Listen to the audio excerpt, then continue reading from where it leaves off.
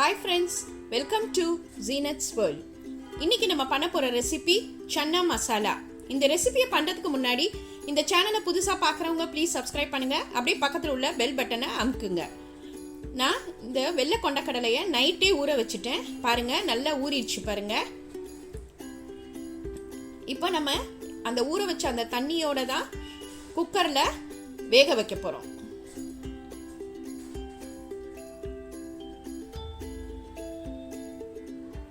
நம்ம ஒரு 6 விசில் வச்சிடலாம். கல்லுப்பு அதோட போட்டுக்கோங்க, அப்பதான் டேஸ்ட் கொடுக்கும். 6 விசில் வந்துருச்சு. இப்போ நம்ம ஓப்பன் பண்ணி பார்க்கலாம். கொண்டக்கடலை நல்லா வெந்துருச்சு பாருங்க. இந்த மாதிரி நசுக்கி பாருங்க, நல்லா வெந்துருச்சு. இப்போ நம்ம மசாலா ரெடி பண்ணலாம். ஃபர்ஸ்ட் மிக்சியில 3 பச்சை மிளகாய் எடுத்திருக்கேன், 1/4 கப் தேங்காய், சோம்பு 1 ஸ்பூன்,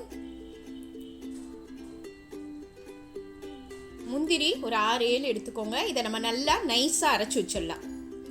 நெக்ஸ்ட்டு நம்ம ஒரு 3 தக்காளியை சின்ன சின்னதாக கட் பண்ணி நல்லா ஜூஸியாக மிக்சியில் அரைச்சி வச்சிடலாம்.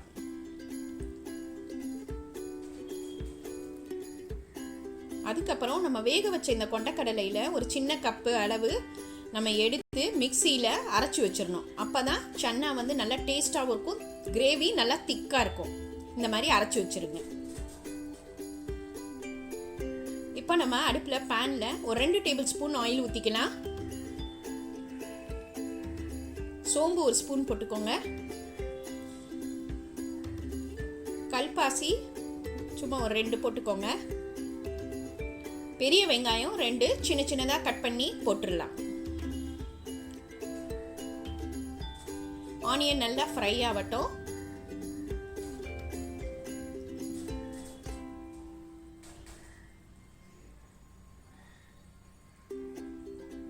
ஆனியன் நல்லா ஃப்ரை ஆயிடுச்சு. இப்போ இஞ்சி பூண்டு பேஸ்ட்டு 1 ஸ்பூன் போட்டுக்கலாம். இஞ்சி பூண்டு வந்து பச்சை வாசனை போகிற வரைக்கும் நல்லா வதக்கிடலாம்.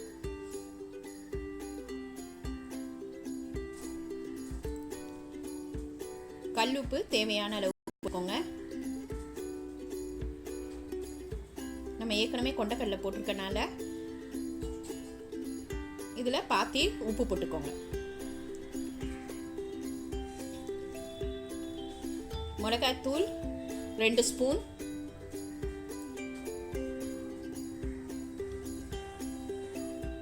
மல்லித்தூள் 1 ஸ்பூன், சீரகத்தூள் 1 ஸ்பூன், கரம் மசாலா 1 ஸ்பூன். இப்போ இது எல்லாத்தையும் போட்டு மசாலா வாசனை போகிற வரைக்கும் நம்ம நல்லா வதக்கிடலாம். அடுப்பை சிம்லேயே வச்சுக்கோங்க. இப்போ மசாலா வாசனை நல்லா போயிடுச்சு, நல்லா வதக்கியாச்சு. இப்போ நம்ம அரைச்சி வச்சிருக்கிற அந்த தக்காளியை ஊற்றிடலாம். இப்போ மசாலாவோட இந்த தக்காளி நல்லா வதங்கட்டும். மேலே நல்லா எண்ணெய் படர ஆரம்பிக்கும் பாருங்க. நல்லா வதக்கியாச்சு. ஃப்ரெஷ்ஷான தயிர் 2 ஸ்பூன் போட்டுக்கலாம்.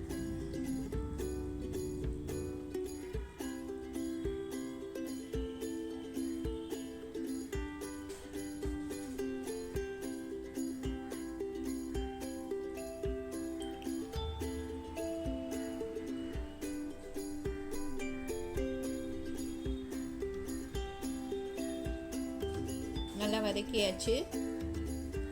இப்போ நம்ம வேக வச்சிருக்கிற அந்த கொண்டக்கடலையை இதில் ஊற்றிடலாம்.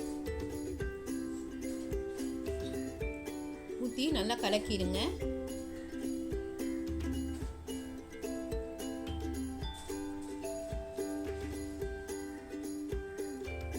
இப்போ நம்ம அரைச்சி வச்சிருக்கிற தேங்காய் மசாலாவை ஊற்றிடலாம்.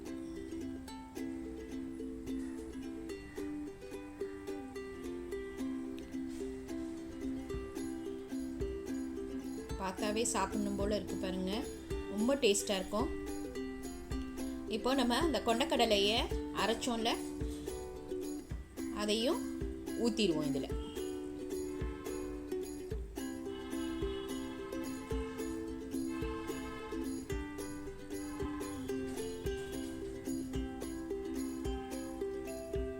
நல்லா கொதிக்க விட்டுடலாம். ஒரு 5 நிமிஷம் மூடி வச்சிடலாம்.